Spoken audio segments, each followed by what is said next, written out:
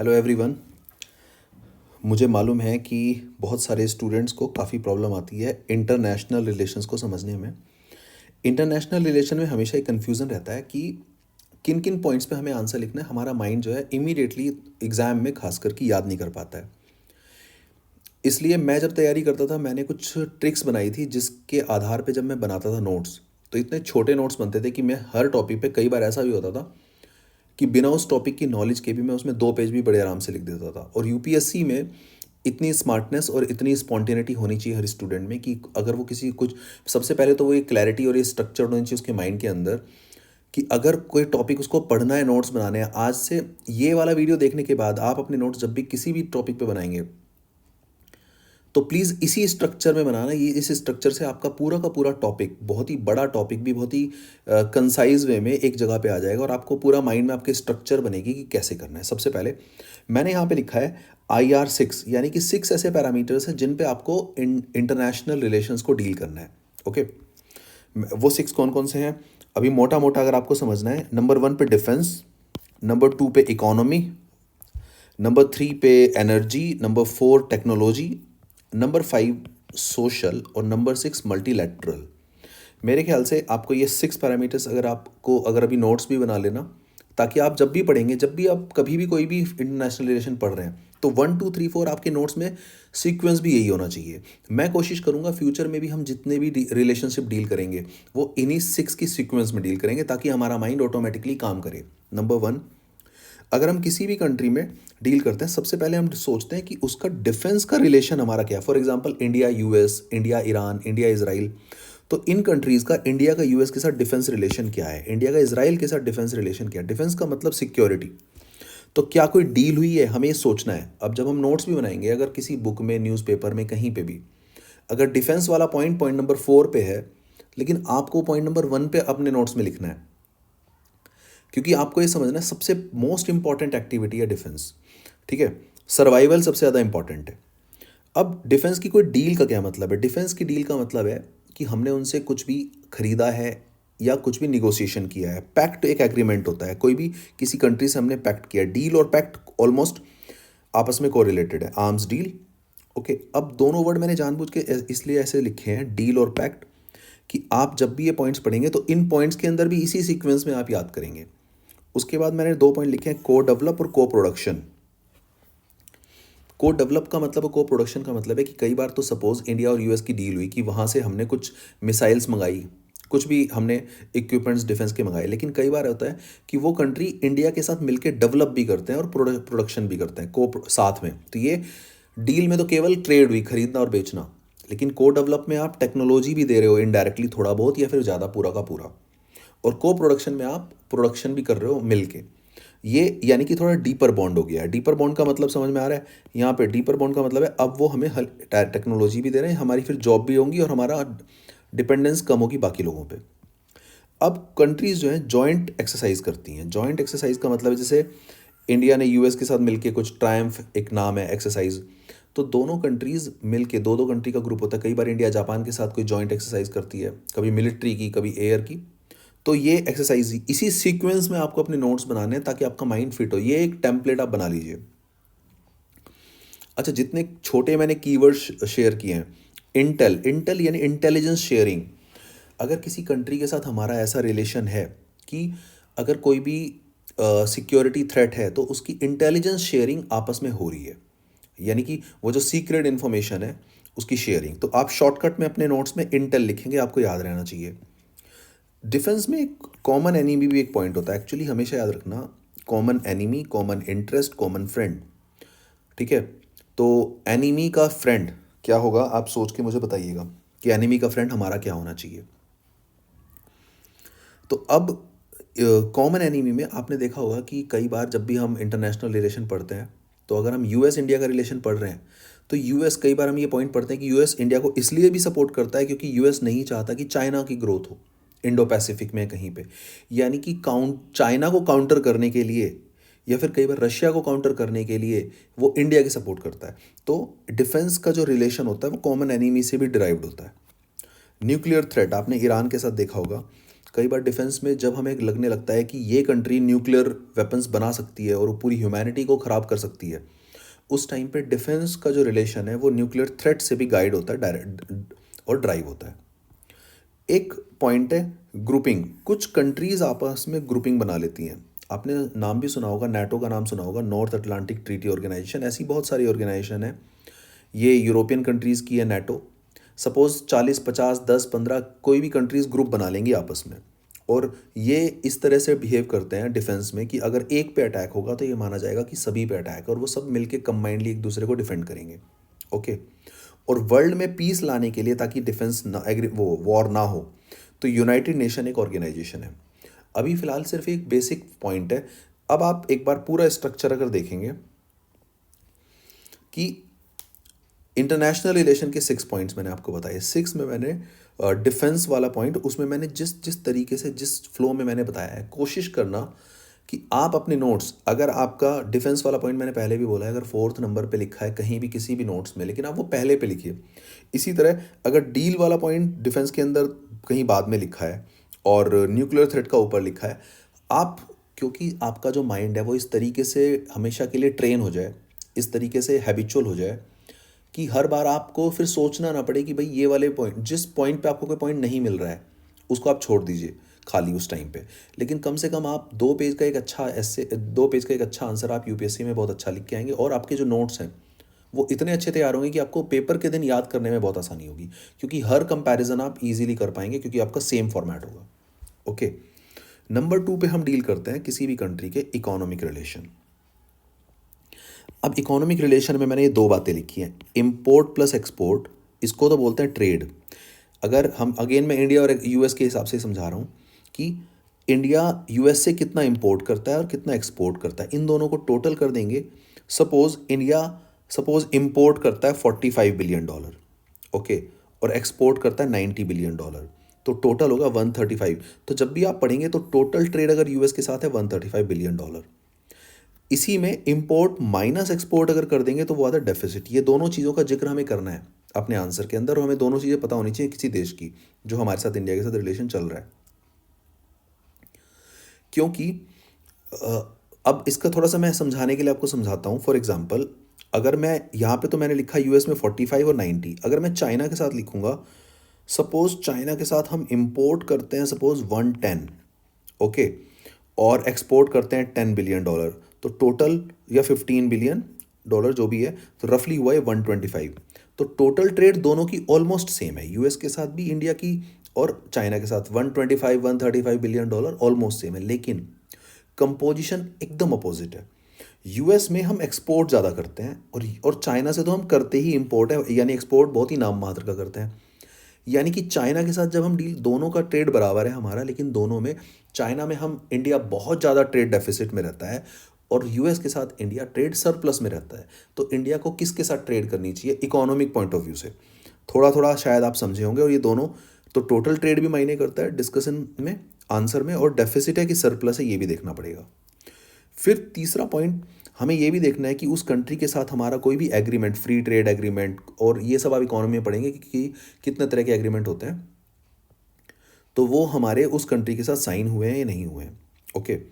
उसके बाद ये जो टारगेट है, टारगेट दोनों चीज़ों का, बल्कि तीनों चीज़ों का, कि एक्सपोर्ट और इंपोर्ट को कितना बढ़ाना है, इंपोर्ट कितना बढ़ाना है, एक्सपोर्ट कितना बढ़ाना है, डेफिसिट को कितना कम करना है, टोटल ट्रेड को कितना बढ़ाना है, ये टारगेट्स होते हैं। फॉर एग्जांपल, जैसे यूएस के साथ अभी हमारा मैंने बताया 135 है, तो अभी जो डील हुई है उसमें टारगेट है कि 2030 तक हम टारगेट ले जाएंगे $500 बिलियन।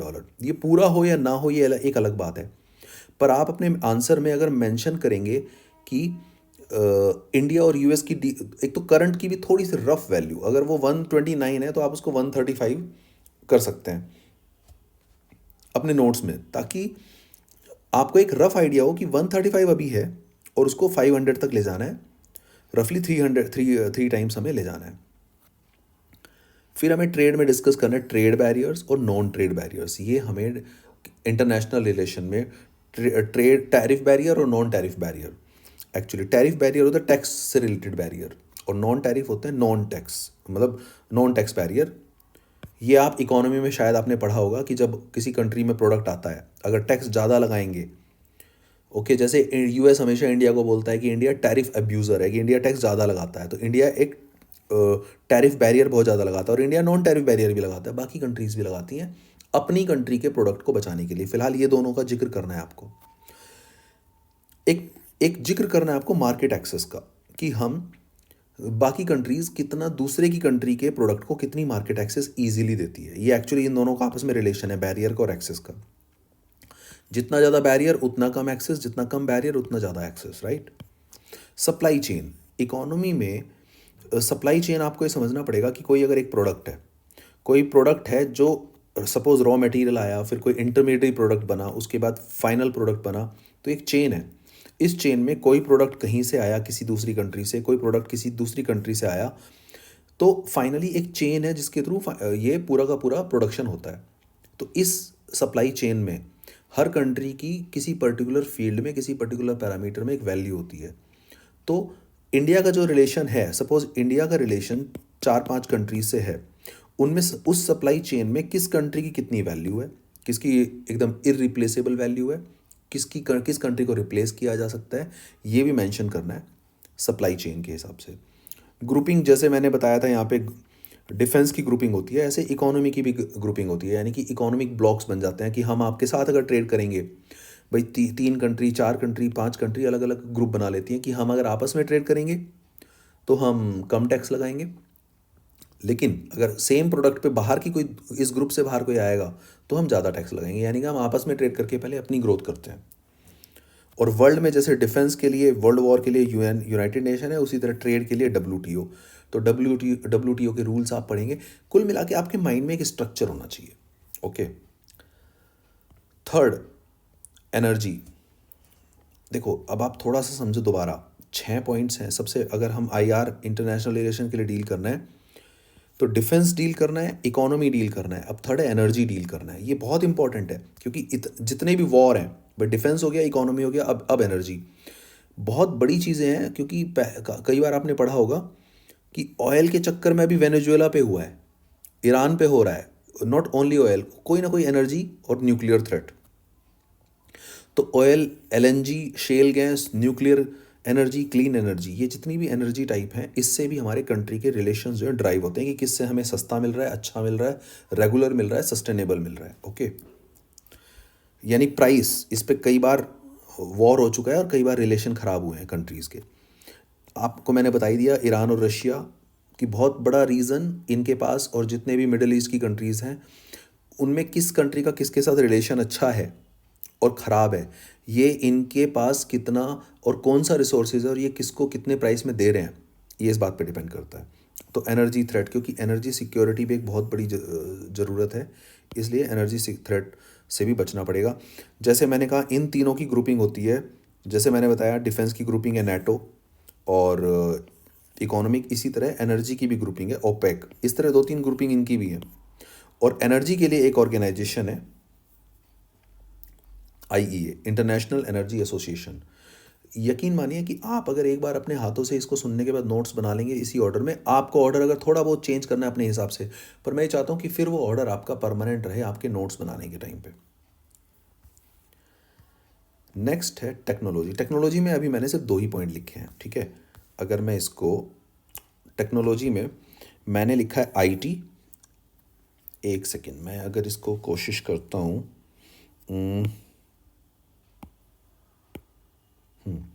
टेक्नोलॉजी में मैंने लिखा है आईटी एंड स्पेस। ओके, इन दो में समझने के लिए, क्योंकि मेरा मकसद इस वीडियो को बनाने का क्या है, इस वीडियो को बनाने का मेरा केवल एक मकसद है कि जब आप आईआर पढ़ें तो आप किन किन पॉइंट्स पे आपका माइंड सोचे कि हमारा दूसरी देश के साथ आईटी में क्या रिलेशन है और स्पेस में क्या रिलेशन है। जब आईटी आएगा तो हमारा दूसरे देश के साथ एआई में क्या रिलेशन है, और जब एआई आएगा उसके बाद हम सेमी कंडक्टर्स में उनसे डील करते हैं नहीं, क्रिटिकल मिनरल्स में डील करते हैं नहीं, रेयर अर्थ मटेरियल्स में हम डील करते हैं नहीं, जैसे कि लिथियम। मैंने ये सब क्लबिंग कर दी एक साथ। यानी कि आपका माइंड सोचेगा, सोचना चाहिए कि अगर इंडिया का किसी भी कंट्री के साथ, चाइना के साथ, जापान के साथ है और टेक्नोलॉजी में रिलेशन है, तो उसमें हम एआई में कितना आपस में कंट्रीब्यूट कर रहे हैं, हम इंपोर्ट कर रहे हैं, एक्सपोर्ट कर रहे हैं, किस प्राइस पे कर रहे हैं, हमारा क्या पॉलिसी है।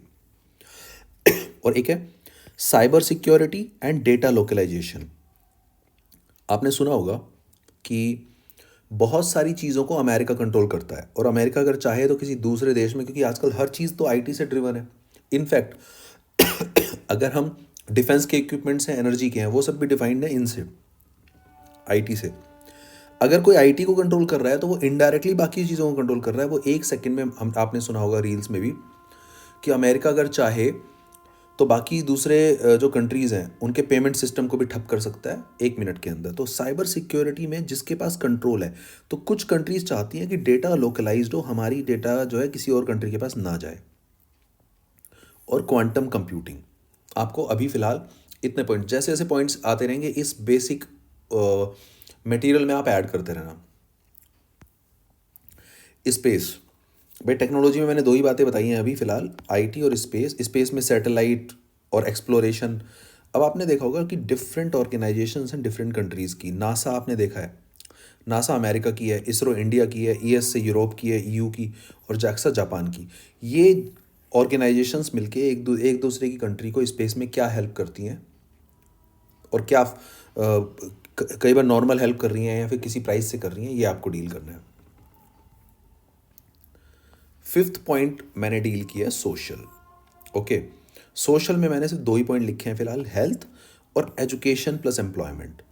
अगर दो कंट्रीज़ आपस में डील कर रही हैं तो क्या वो दो कंट्रीज़ हेल्थ में कैसे डील कर रही हैं। हेल्थ में जेनरिक मेडिसिन, क्या एक दूसरे को कंट्री जेनरिक मेडिसिन दे रही है और किस प्राइस पे दे रही है।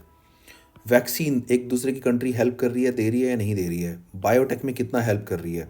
उसके बाद मेडिकल डिवाइसेस दे रही है, किस प्राइस पे, किस रेट पे, किस टैक्स पे दे रही है, जैसे कि स्टेंट्स। और मेडिकल टूरिज्म आपने पढ़ा होगा, एक कंट्री दूसरी कंट्री के पेशेंट्स को अलाउ करती है या नहीं करती, और उनको चीपर और अच्छा इलाज मिलता है या नहीं मिलता है। और हेल्थ के लिए ऑर्गेनाइजेशन है WHO, वर्ल्ड हेल्थ ऑर्गेनाइजेशन। मुझे लगता है इस पॉइंट्स पे आपको डील करना चाहिए, डिस्कस करना चाहिए। ओके, अब बात करते हैं एजुकेशन। एजुकेशन में एक्सचेंज प्रोग्राम, स्टूडेंट्स के एक्सचेंज प्रोग्राम, यूनिवर्सिटीज़ इंडिया की यूनिवर्सिटी और बाकी कंट्री की होती है, करती है या नहीं। फ़ीस ज़्यादा होती है, कम होती है। वीज़ा कितने दिनों के लिए और कितना इजीली अलाउ करते हैं, और कितने ज़्यादा लोगों के लिए, कि कोई क्वांटम तो नहीं फिक्स कर दिया इतना ही लोगों को मिलेगा।